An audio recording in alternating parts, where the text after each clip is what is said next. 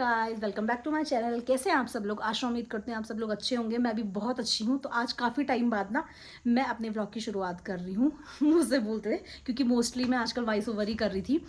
तो आज मैंने सोचा क्यों ना यार ऐसी व्लॉगिंग की जाए। तो मेरी जो व्लॉग की शुरुआत है वो हो रही है मेरे मायके से, नई टीवी से। नहीं चल रही अभी, देखो ना अब चलेगी।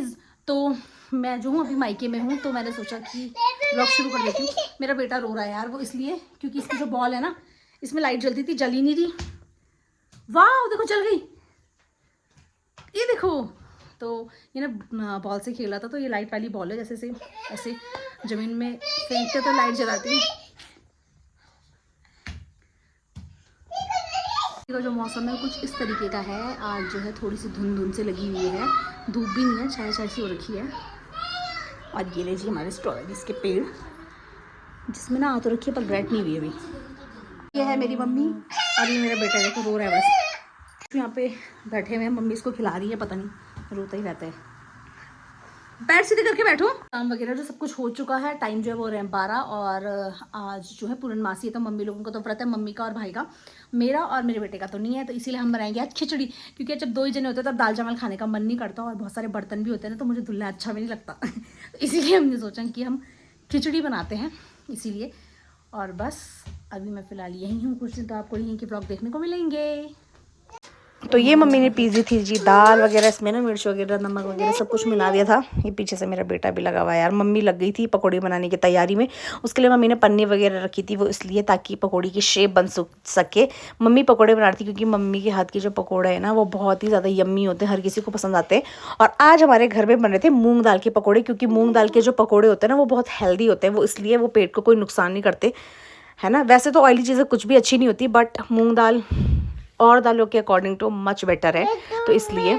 और मेरा ना खाने का भी बहुत मन कर रहा था मम्मी के हाथ का, तो इसलिए। हमारे यहाँ तिल नहीं थे, तो इसीलिए हमने जो है ना इसमें जख्या लगा दिया था। उसके बाद मम्मी ने बनाई ये पकौड़ी, और फिर डाली जी पकौड़े कढ़ाई में। और कढ़ाई पता इसलिए क्यों रखी, क्योंकि इससे पहले ना मैंने इसमें आलू छौंके थे, इसलिए। और ये काले काले दिख रहे होंगे वो इसलिए क्योंकि ये मूंग के थे। सबसे पहले चढ़ाए है जी मैंने भगवान जी को भोग लगाया पकौड़ों का, क्योंकि यार उनकी वजह से तो हम लोग इतना खा पी रहे हैं, तो इसलिए सबसे पहले तो भगवान जी को ही भोग लगाना बनता था, तो मैंने भगवान जी के स्थान पे रख दिए थे। उसके बाद हुए जी मेरी पेट पूजा।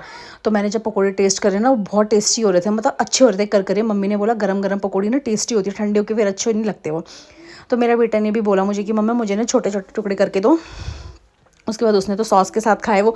और ये देखिए आजकल मेरा बेटा ना किचन में सारे बर्तन वगैरह ऐसे फैलाता है कि क्या बताऊँ। और कह रहा था गर्म है मम्मा, थोड़े से ठंडे करो, फू मारो फू। फिर मैंने उसको पूछा फिर से कि बेटा पकौड़ी कैसी हो रही है, तो ये लगा था मम्मी यम्मी हो रही है, यम्मी। तो काफ़ी पकौड़े बने हुए थे, क्योंकि इसमें प्याज वगैरह तो था नहीं, तो रात को भी मम्मी लोग इसे खा सकते थे। मैंने तो अगले दिन तक खाया यार।